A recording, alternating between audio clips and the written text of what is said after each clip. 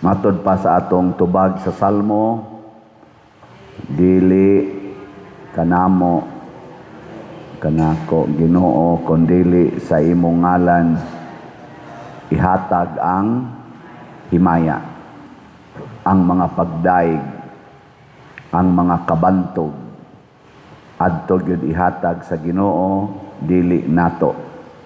Nya kanus aman mahitabo nga hatagan tag himaya sa katawhan sama sa nahitabo nila ni San Pablo, ni Bernabe, giisip sila nga mga Ginoo sa mga tao tungod kay naayo ang bakol nga nailhas mga tao nga bakol naayo sa usa ka milagro.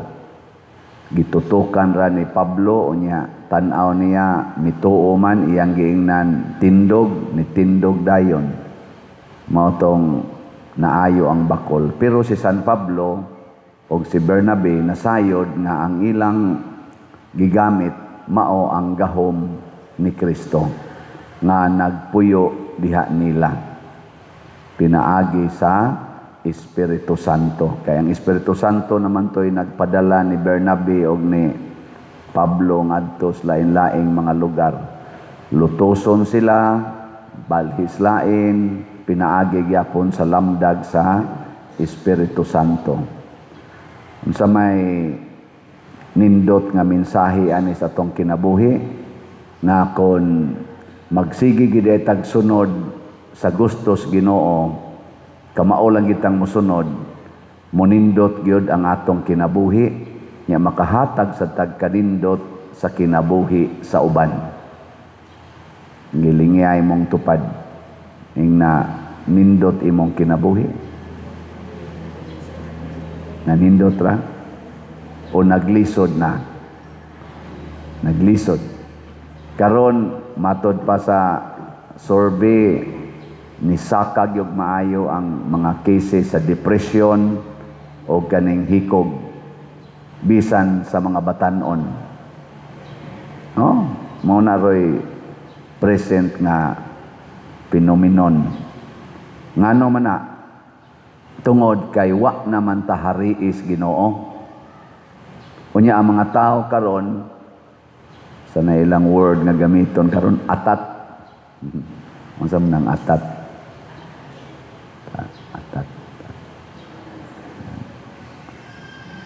Attach kaayo ba? Nakasintro, focus kaayo sa pagpanindot sa ilang kinabuhi. Gusto gyud nga sila'y daygon, selfish kaayo. Bisan gani ka nang inig picture, nagpicture na, amo kuha pag yun og iyang cellphone, pader pwede ta selfie. Anang selfie, selfish man na. Nang ikaw ra ba? I can picture myself. Di na magkinahanglag laing tao. I can do it by myself. DIY. Do it yourself. Mo na roy uso. Nya, gakuntis, gawas nga selfish, makigkuntis pag yun sa uban mo na inig post diha sa social media, makigkumpit kung kinsay daghag views, unya i-congratulate dayon katong naay mga millions nga mga views, nya kaning wa gyud ni view, maguol kay siya ra say view sa iyang gipost. Lingay mong tupad na daghan kag followers. Ina ba? Inadaghan sa kag followers. Ay, ikay palo nimo. Anha na diha ma-stress. Nga naman, kay mangandoy naman ta nga kita mo'y tagaag himaya. Pero ang naay Ginoo, di gyud mangandoy nga tagaag himaya. Unsa man gyud pangandoyon sa mga tao nga naay Ginoo? Unsa ilang pangandoyon? Awa gyud ay mo'y Ginoo. Wa mo kibaw kung sa inyong gipangandoy karon. Sige mong pangandoy nga mudaog mo aning atong raffle ticket. Ayaw ang pangandoya nga mopalit gyud mo sa raffle ticket. Pero mangandoy kang mudaog, awa na, mayawaan na ka diha. Ang pangandoy gyud sa mga tao nga naay Ginoo nga makahatag sila og kaayuhan sa laing tao or sa tanang tao, dili sa ilang kaugalingon. Kanabang kita'y maghuna-huna nga makahatag tag kaayuhan sa uban. Nya dinhi sa atong parokya unsa may makahatag og kaayuhan, mopalit kag raffle ticket. Nya unsa may makaayos imong kaugalingon nga magtigom kag kwarta, ayaw palit og raffle ticket. Na karon hay may imong unahon ani, mopalit o dili mopalit? O kana. Nya sunod, unsa man say buhaton gyapon nimo para sa atong parokya, gawas nga mopalit ka, usa ra man sa imong paliton kada buwan. Pila ra man sa nang 200 kada buwan. Unsa may sunod buhaton?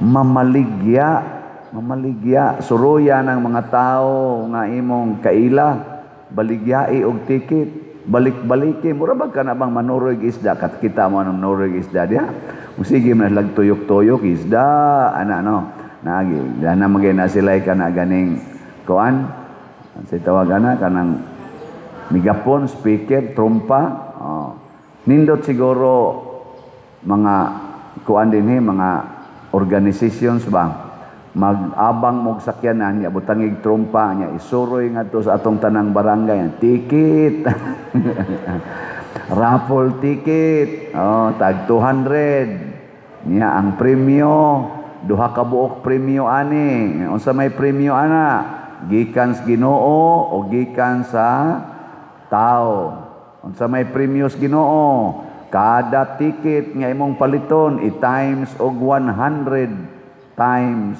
ang imong premyo. O mo na premyo sa Ginoo, 100 times. So 200 kada ticket, kada nimo palit naa na kay paabuton sa Ginoo nga tag 20,000. Di ba? Lingay mong tupad. Tuo ka. Tuo ka. Na kada nimo palit og ticket, i-times gyud 100. Tuo mo na. Unya unsa may premyo sa tao para aning atong raffle ticket. Nanas atong screen, unsa may premyo diha?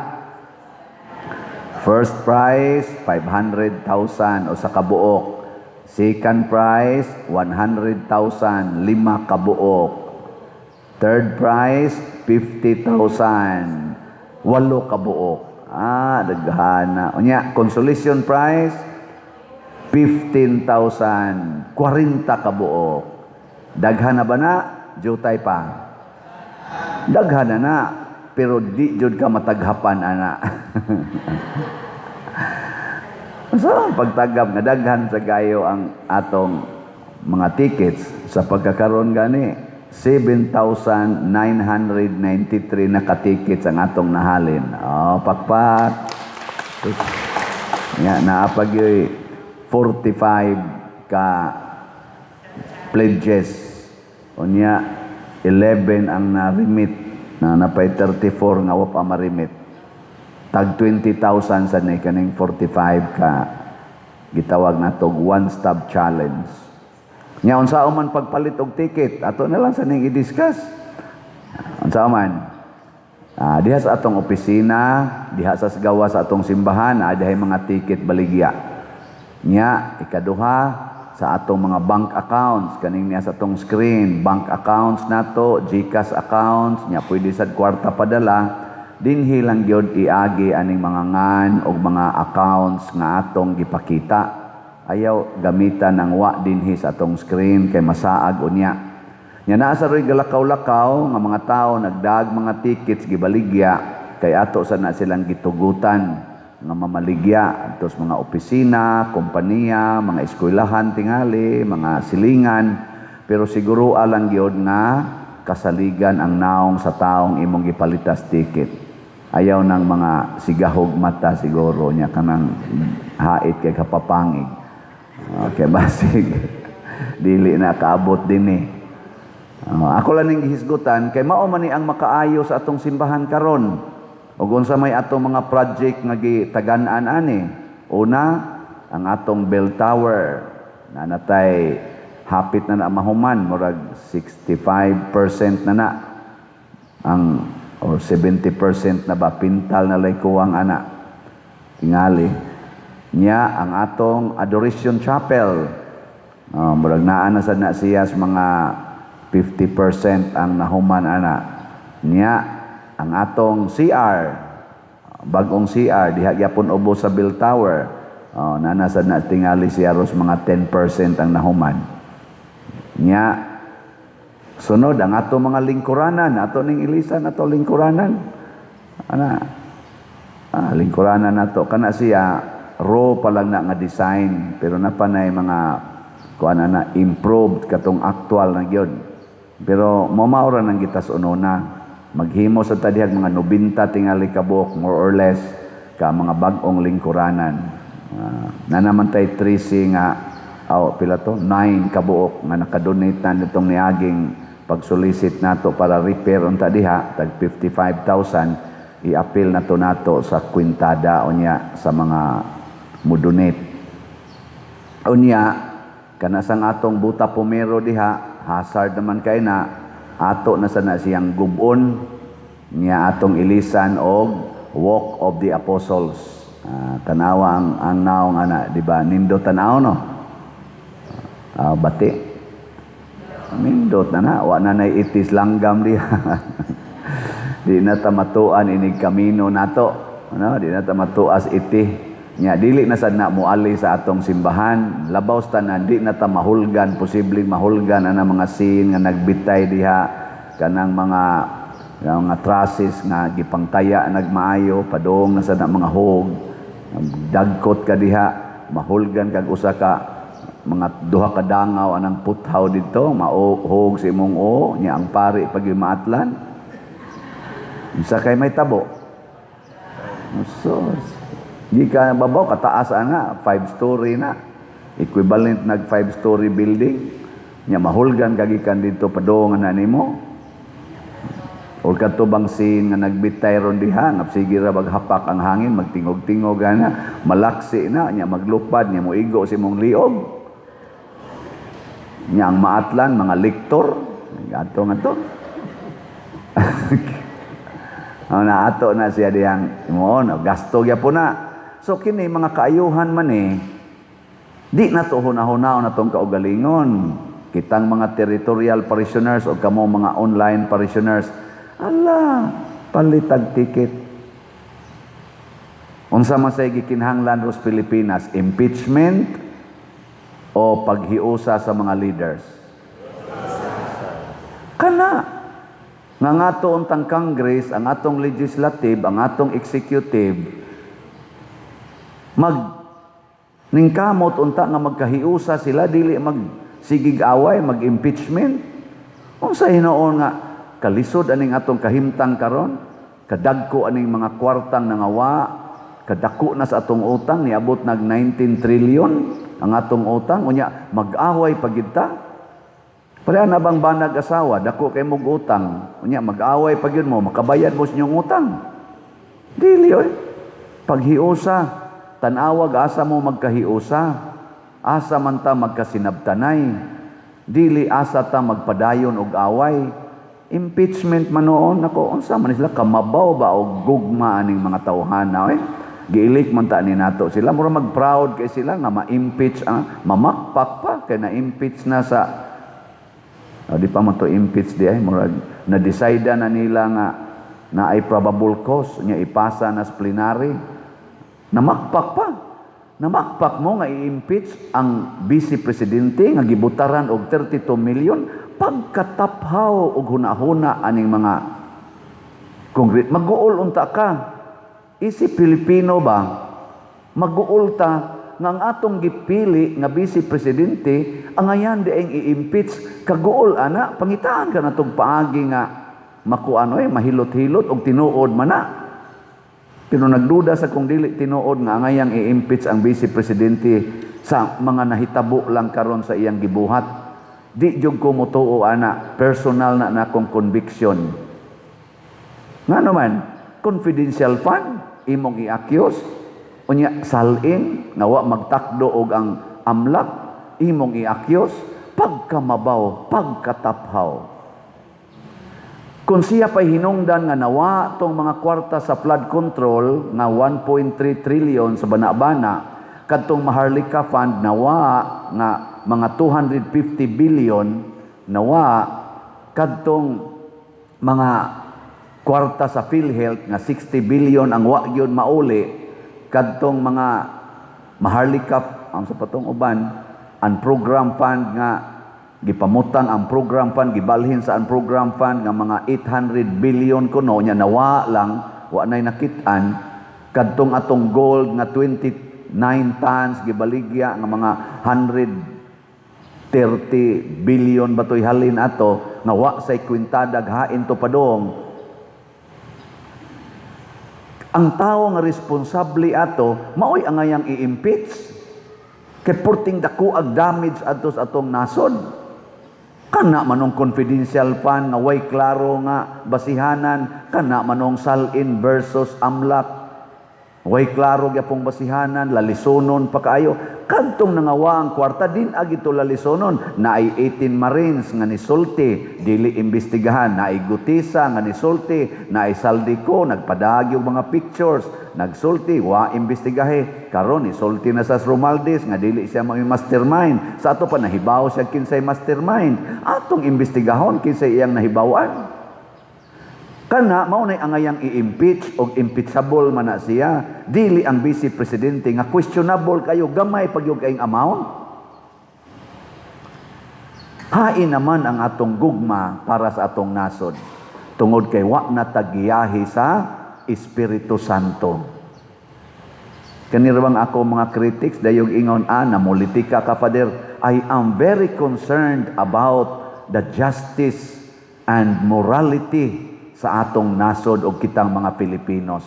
Mao nang ihisgot na kong politika kay kanang galingko dihas politics nato karon sa gobyerno, mga Katoliko man na kasagaran, hain naman ang ilang Espiritu Santo, hain namang ilang pagtuo, paglaom o paghigugma sa atong doktrina sa simbahang Katoliko nga magpadara man sila anang kwarta.